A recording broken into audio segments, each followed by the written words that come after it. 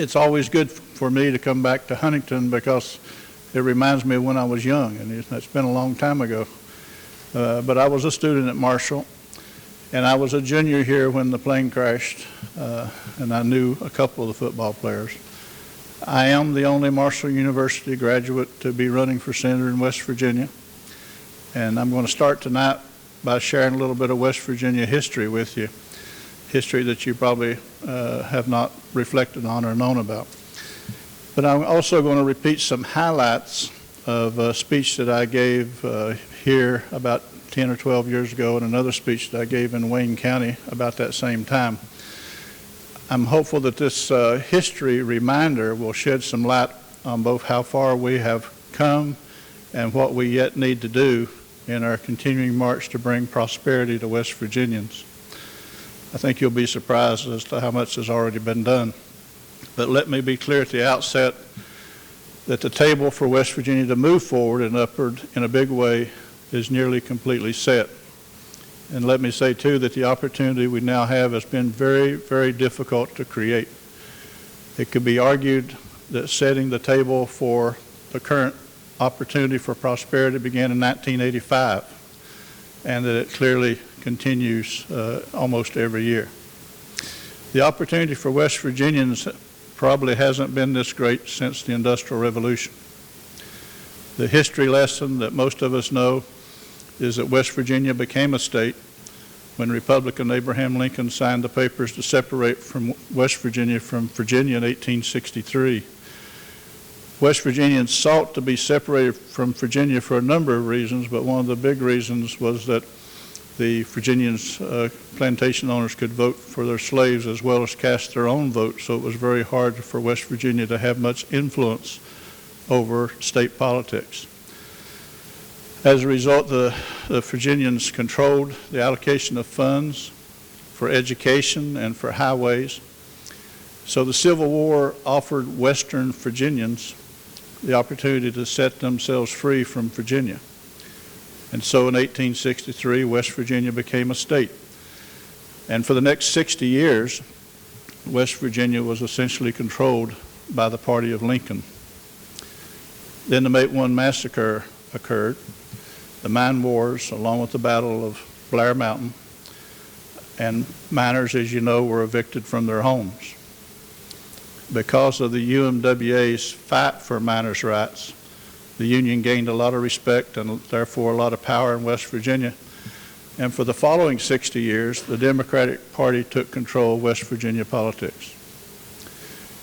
Union control of the West Virginia legislature was so strong that the legislature passed a law that legalized trespassing in West Virginia during a labor strike. And this law was in response to a federal ruling following the May 1 massacre that companies did in fact have the right to evict miners from their company houses because, in the court's words, private property rights exceeded strikers' rights. As a side note, in 1990, I sued the state of West Virginia when striking miners in Logan County trespassed on Massey property and stopped our mining operations. And we won that lawsuit at the federal court, and the federal courts ruled that the West Virginia law legalizing striking workers or trespassers was unconstitutional. But before that, as many of you know, many of you don't, because I'm sometimes shocked that it's been 33 years, in 1985, Massey had a very violent strike, which occurred ironically in Matewan, the same site of the Matewan massacre in 1920. And since the 1985 strike, the UMWA's strength and influence in West Virginia politics has been on a continual decline, and today Republicans have gained much greater influence. As many of you know, I led the Massey effort in 1985, and as a result of that victory, I am greatly disliked by the United Mine Workers bosses and their liberal friends. This background, or this history, is critical to understanding why the UMWA bosses and their friends, including their close friend Barack Obama, have been willing to attack me so viciously, including attempting to put me in prison for life. and while failing to do so, they put me in prison for a misdemeanor that they knew I did not commit. Many will find these statements to be outlandish, the statements I just made. But let me tell you a few undeniable facts that might make my statements seem understated as opposed to outlandish. In 1985, I had 11 bullet holes shot into my office and 3 into my car. I received multiple death threats. Hayes West, a truck driver, was killed by United Mine Worker members in 1985 during the MSHA strike. And Eddie York was also killed by UMWA strikers in Logan County in 1993. And when I was in school here at Marshall in 1969, Tony Boyle paid for an assassin to kill not only his political opponent, Jock Yablonsky, but Yablonsky's entire family. My point is that if you do not believe that union bosses, their former administrative chief and then head of MSHA, Joe Main, Cecil Roberts, and Richard Trumpka would be willing to falsely accuse me of a crime that they knew I did not commit, you have to ignore West Virginia and union history. You also have to ignore that Richard Trumpka was Obama's biggest donor and his most frequent visitor at the White House. But my speeches 10 to 12 years ago also shed some light of where we are today and what we need to do to go forward. What I'll be saying in the next few minutes is what I said both in April 2006 at the Wayne County Republican Executive Committee and the October 2008 Huntington Chamber's 4th Annual Energy and National Resource Symposium.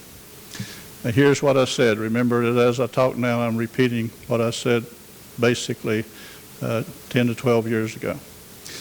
General Douglas MacArthur cautioned that the greatest threat to the American dream was the American government. Those of us that have dealt with the American government every day already know how right Douglas MacArthur was. We know that our government makes less effort to stop drug trafficking than it does to stop coal trucking. We know that our government policies shut down our coal mines in a search for Indiana bats that they claim are at risk of being extinct, while at the same time subsidizing the construction of windmills that kill Indiana bats by the pickup truckload. We know that our government is regulating American jobs out of existence while claiming that the world's environment, yet the jobs are being moved to Asia where pollution is far worse. We have all seen small and big businesses destroyed. We have seen gasoline stations, grocery stores, chemical plants, and steel mills leave our state. I'll remind you again, I'm still saying what I said 10 or 12 years ago. We have seen General Motors and Ford Motor Company move to Mexico and China. We see our banking institutions near bankruptcy, and we have watched our national debt explode. But it is not Indiana bats that are at risk of extinction. It is our jobs and our way of life in West Virginia. Our legislators will vote for anything, including against tax cuts for every West Virginian. They make purely political decisions, including looking to see if Schumer is okay with standing for an ovation. They have opinions without the discomfort of any thought. They vote for bills without even attempting to understand the bill's impact on West Virginians. The state, and again this is 2010, 2008, the state now has an opportunity to reduce taxes on food, and instead our state government wants to increase taxes and borrow billions of dollars so that they can waste even more. Some of you in this room believe we need the pension bond. Some of you believe that we must continue to tax poor people's food. But most all of you believe that a Republican legislature will never be elected in West Virginia. Many West Virginians believe I am radical and that they are very critical of my views. That may be the reason they sometimes shot at me, right? But Webster's dictionary defines radical as seeking fundamental change. And so I agree with them. I agree that I am radical if it means fundamentally changing a government that is destroying our way of life. I believe fundamental change is needed if we are to reduce from 51% the number of our children that live in poverty. I believe that we should be ashamed of the poverty in West Virginia, and I believe we are obligated to do something about it. Personally, I am tired of seeing children stand outside in the cold at our Christmas extravaganzas, out in the cold with no coats, in order to receive a single Christmas gift. And one thing is for sure, political slogans will not increase average family incomes in West Virginia. And another thing is for sure, West Virginia is not, as Governor Joe Manchin claims, open for business. We continue to tax our poor with a lottery and to punish our key businesses, i.e. coal, with more and more regulations and more taxes. Now that's what I said 10 to 12 years ago. It was said at a time when I had just led and funded a successful effort to defeat the so-called undefeatable and extremely liberal Judge Warren McGraw. It was at a time when I had just defeated Joe Manchin's effort to borrow $5.5 billion and place the burden on West Virginians. It was at a time, as I said in the speech, when no one thought it would be possible to have a Republican majority in the West Virginia legislature. It was at a time when I was launching an effort to do just that, put a Republican majority in the West Virginia legislature. Many said my efforts were a waste of my money and a waste of my time. They said I was crazy to be personally funding an effort in supporting a Republican on every ballot. But we, Greg Thomas and I, were fresh off electing the first Republican to the West Virginia Supreme Court in more than 80 years. And we had just defeated the Manchin bomb. And we thought we could at least begin the process of gaining seats in the Senate and the House, and so we tried. We didn't have a lot of luck the first year, but it began an effort that continued every year afterward. And as you know, Republicans now hold the majority in both houses of the West Virginia legislature. Looking at that background and fast forwarding to 2015, federal prosecutors were saying in federal court that Blankenship's free speech troubles the American government and that he should be placed under a gag order. This was in federal court, not on the Berkeley campus.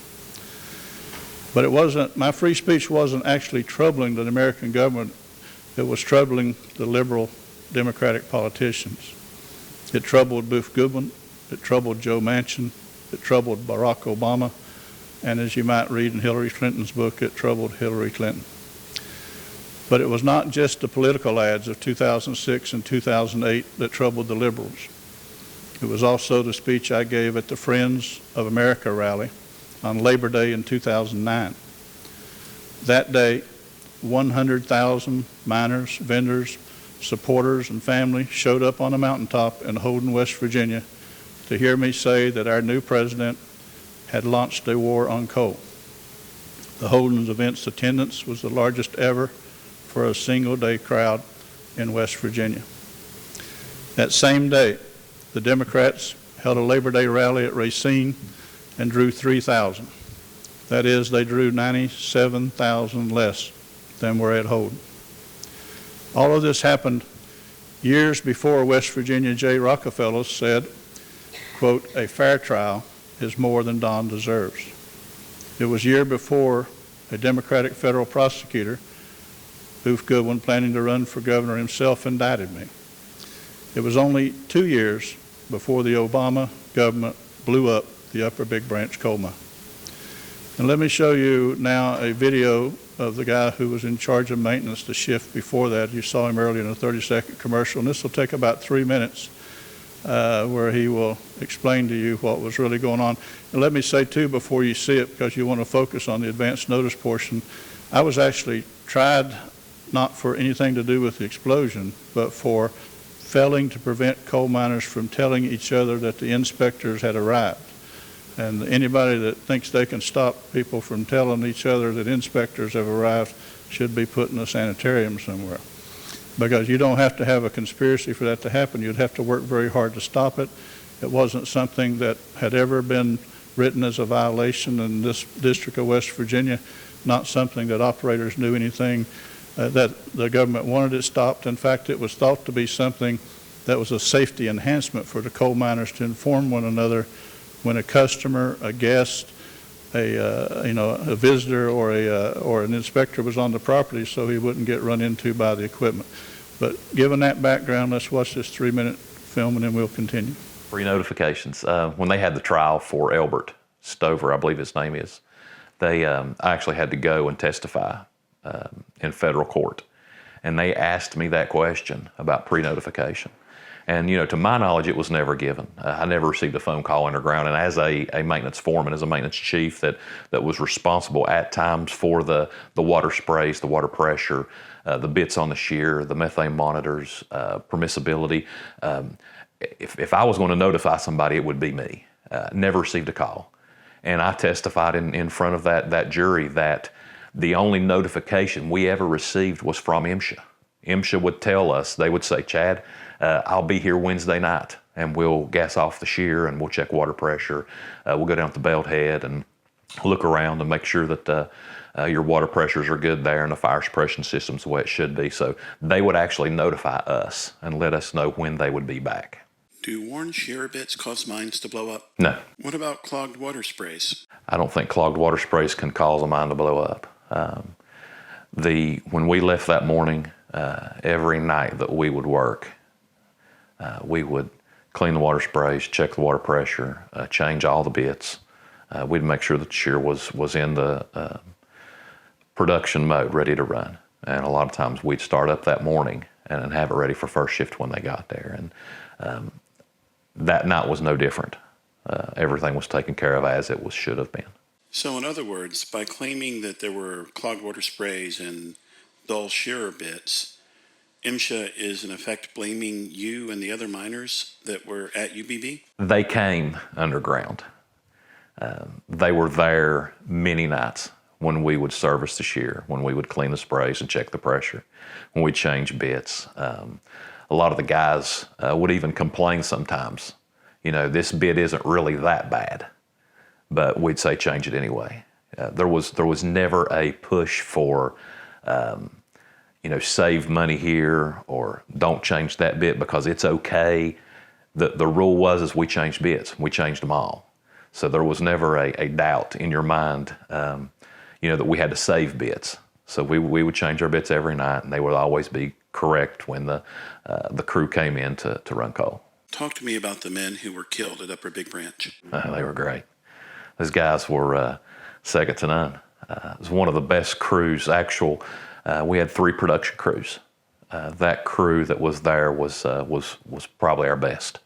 The foremen they were great. They were great guys. They knew their job and they did it well. They'd been there. The guys that were on the face that day had all been there a long time. Let me say briefly about that before we move on with the program. There's a lot of talk out there, of course, about this is about Don's vendetta back against Manchin or this and that and yonder. And it's, as Gwen mentioned about, the guys that were there that night or that did the maintenance, and their reputation. But what it's really about for me mostly is that we are continuing to have natural gas inundations in coal mines in Riley County and Boone County and Kanawha County. In fact, the longwall in Kanawha County that's running there now has had some, and I've only known of one on a minor section, but we did have in 2013, I think December 2013, at the Patriot mine called Brody, a natural gas inundation from a pillar section. And so these are real life issues, and they're not repeating history. I'm trying to prevent us from repeating history. I'm trying to bring attention to the fact that natural gas presents a real safety issue for mines in southern West Virginia, and that we should do, as Manchin said at the time, try to do everything we can to make sure it never happens again. But let me say that the success of the efforts that I've had before, mentioning the food tax, the other things that we did with the bond, the involvement in the Republican legislature, The success of those efforts cannot be made more apparent than they've been made by Barack Obama and his supporters. Being charged with crimes carrying a potential sentence of life in prison, which they know I did not commit. In fact, one of the prosecutors went on television and essentially said so, speaks to how powerful the changes have been. Our efforts to date have been a great success, and the far left knows that. Their actions against me are repetitive greatly because of that. Their actions also make clear that they are more interested in their political careers than they are in the interest of West Virginians. And so tonight, we're still at it. We're still trying to make a change, still trying to make, in some cases, radical change. And I mean by that the entire campaign team. And I mean by that all of you, because it is you that have the votes to continue to make the change in West Virginia that will move us up the economic ladder and out of poverty. And we cannot allow liberals like Joe Manchin to take away our rights to not only free speech, but also our right to enjoy our lives and to continue our pursuit of happiness. The pursuit of happiness has been denied to thousands of West Virginians for dozens of years.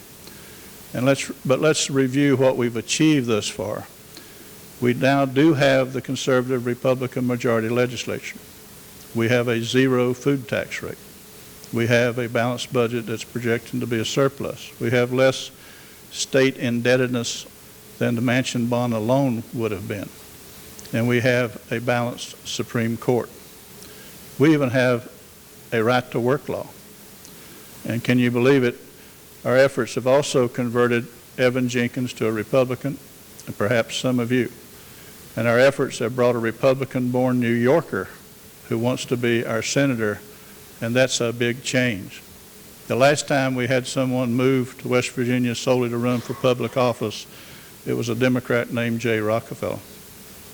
And those two are demonstrations of how successful the efforts have been to improve and change West Virginia. Our efforts also played a role as the largest margin of victory for President Trump in putting America first. And in total, our efforts have set the table for an opportunity for all West Virginians, unlike, as I said earlier, any time since the Industrial Revolution. We have an opportunity to create a robust and vibrant, growing economy. But the job's not done yet, but let me pause just a minute, Roman, and say this. Most of you probably think, well, what does a more balanced Supreme Court mean to me? What does the legislature mean to me? What it's already meant, the defeat of Warren McGraw alone meant lower automobile insurance costs. It meant lower home insurance costs. It meant some additional jobs. And it meant that we signaled to the business community that we were working to create a better atmosphere for them to provide jobs in West Virginia. The food tax alone changed millions, saved West Virginians millions of dollars per year, and so did the bond being stopped. But now we have another challenge.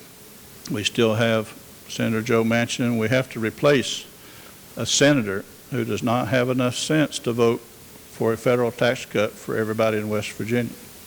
The West Virginia senator who supports Hillary Clinton, Barack Obama, and Al Gore, all three of which have sworn to destroy West Virginia jobs. A senator who introduced and passed climate change legislation in all places West Virginia so as to endure himself to his far left friends. As governor at the time, Manchin was supported in passing climate change in West Virginia by none other than Evan Jenkins. The senator and his supporters at the time were simply out of touch with West Virginia, and they still are. Senator Manchin is truly more interested in his political career than he is with our unemployed and our poor children and our pursuit of happiness. With the defeat of Joe Manchin and a few more favorable pieces of legislation, West Virginia will no longer be last or near last. We will not only not be last in business environment, we will not be last or near last in education, job creation, our homes values, economic opportunity. And with these changes, we can have the funding to fix our drug problems and our highways. We can improve our communities in every way. But first, our Democratic senator has to be replaced, and those with beliefs similar to Senator Manchin and with no ties to West Virginia have to be defeated as well. As to why, it's because they have zero forward vision. They are unwilling to make the sacrifices that will be necessary to continue to improve. Manchin himself is blind even to the opportunity that is staring him in the face. His vision is so bad that it reminds me of a story. Joe Manchin is a lot like the horse in this story. The story is that an Irishman wanted to buy a horse, and he came upon an old Italian fellow who had several horses for sale. After looking the horses over, the Irishman decided on a particular one, and he asked the Italian how much he wanted for that horse. Not speaking much English, the Italian said, "I am surprised you wanted to buy that a horse because he doesn't look very good. But you can have him for $500. The Irishman quickly pulled the money from his pocket and said it's a deal. A short while later, the Irishman entered the horse. In a race, the starting gun fired off, and the horse immediately ran into the starting gate. He bounced off the gate and ran directly into another horse. He then turned to the right and ran into the infield fence. The Irishman rushed over to where the Italian was watching the race and screamed, "This horse you sold me is blind." And the Italian looked at him and said, "I told you, the horse doesn't look very good." So that's the way Manchin is. He's a lot like the horse. He doesn't look very good. He can't see anything that's in front of him. He doesn't know where he's going. He doesn't know where he's been. He doesn't know where he should be going. He has no vision. And he continues to run into one barrier after another, trying to please Chuck Schumer, Nancy Pelosi, and others. But on the serious side, let me say this. No person seeking to be West Virginia senator should come to Huntington and not speak about Huntington's problems. We are here in Huntington for a reason. Sadly, Huntington has become known throughout the United States for its crime rate and its drug abuse deaths.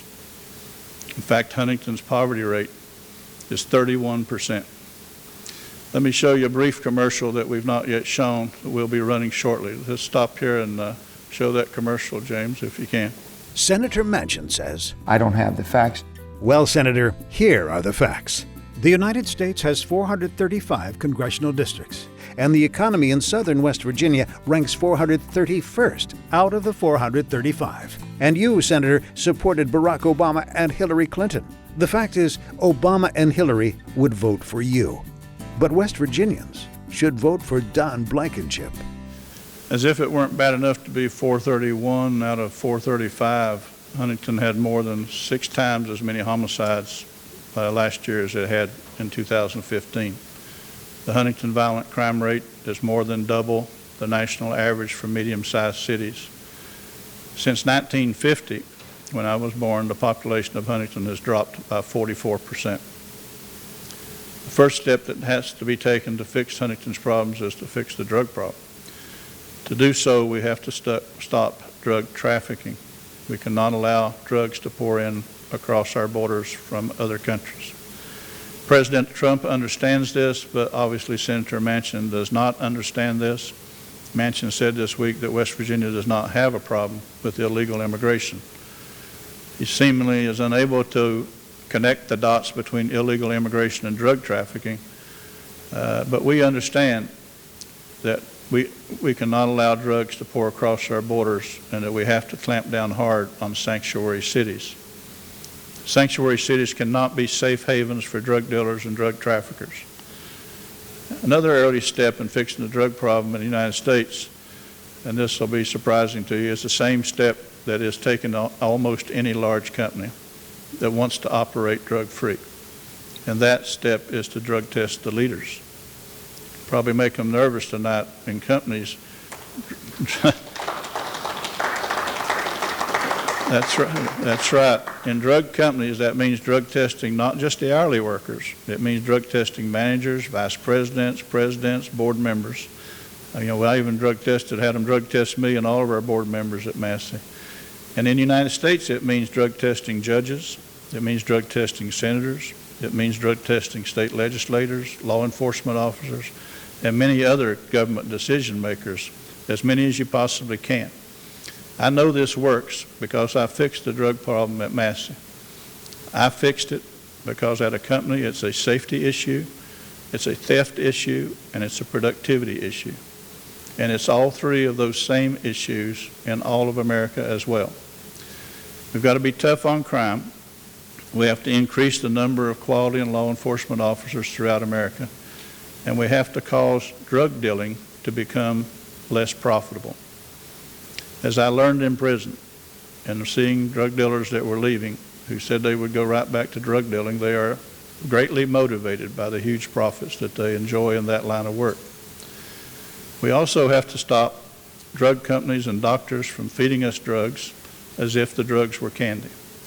In this day of computers and computer technology, we certainly should be able to prevent pharmacies from dispensing enough drugs in West Virginia to treat all the people in California. But let me say a little bit more explanation of why I have these beliefs that I have. As I have told others in Logan and in Beckley, I was born in a poorhouse and I was raised by a single mom, like 37% of West Virginia's children still are. I used an outhouse for the first 8 years of my life, and I was happy at 19 years of old age to get a job in a coal mine because I got to bathe in a warm bathhouse with electric heat instead of a cold house with a coal stove. I was eventually invited to eat at the president's private dining table at the White House. And then I was put in the big house. And again, I was the only misdemeanor ever there, as far as I know. And, my diversity of experience as a result of that uniquely qualifies me to be your senator. I know what it is to be poor. I know what it is to be rich. I know what it is to have my rights taken away from me. I also know that Douglas MacArthur was right, that the greatest risk to our happiness is our government. And I know that Ronald Reagan was right when he said that the government is not the solution to our problems, it is our problem. And I know all these things because I have experienced them. I know what it is to live the American dream. I know what it is to be deprived or falsely accused. I know what it is to create jobs. That's what's probably more important to us in this room. And unlike my opponents, I can and will do the job, primarily because I'm not a politician. I am an American who's concerned about America, and I am a West Virginian who's concerned about West Virginia. And I am a businessman who sees opportunity in reduced taxes, reduced regulations, and a changed trade policy. And I see a huge role in that for West Virginia. Let me say as well that once we have finished creating good jobs or good business climate, we have to invite and nurture more businesses to come to West Virginia. I'm always asked about coal jobs, but there's no reason West Virginia can't have any type of job that exists anywhere else in the United States. We've made great strides forward, and we've already come a very long way from where we were when I spoke here 12 years ago. But so you'll understand my vision of this. As a kid, I watched our family gasoline station be put out of business after 40 years because of an excessive state gasoline tax. As a member of Flowers Industries, Sunbeam Bread, the bakery, on its management team, I watched the Flowers corporate board make a decision to idle all of their plants, all of their bread bakeries in West Virginia because they feared the West Virginia court system. As a member of the largest construction company in the world, Fluor Corporation, on their board, I witnessed the board refuse to do construction projects in West Virginia for fear of lawsuits and bad publicity. So you can see we have a long way to go. You don't get rid of a reputation like West Virginia has overnight. But we still need to find a way to prevent the chemical industry from leaving West Virginia because of our ruthless and negative press. Perhaps, by the way, the bankruptcy and sale of the Charleston Gazette will help us there a great deal. But We have not achieved prosperity in West Virginia, but I'm here to tell you tonight that we are closer than we have been for many, many years. We've come a very long way, and we cannot turn back. As your senator, I will do what I can to continue to fight the same fight that I began 33 years ago on strike at Ross Sales, because the United Mine Workers leaders wanted to tell us what to do with our business. You can be sure that we will continue to fight, and we will continue to resist those that don't want West Virginia to do well, and we will not put the party or anything in front of the state of West Virginia and its citizens. Thank you.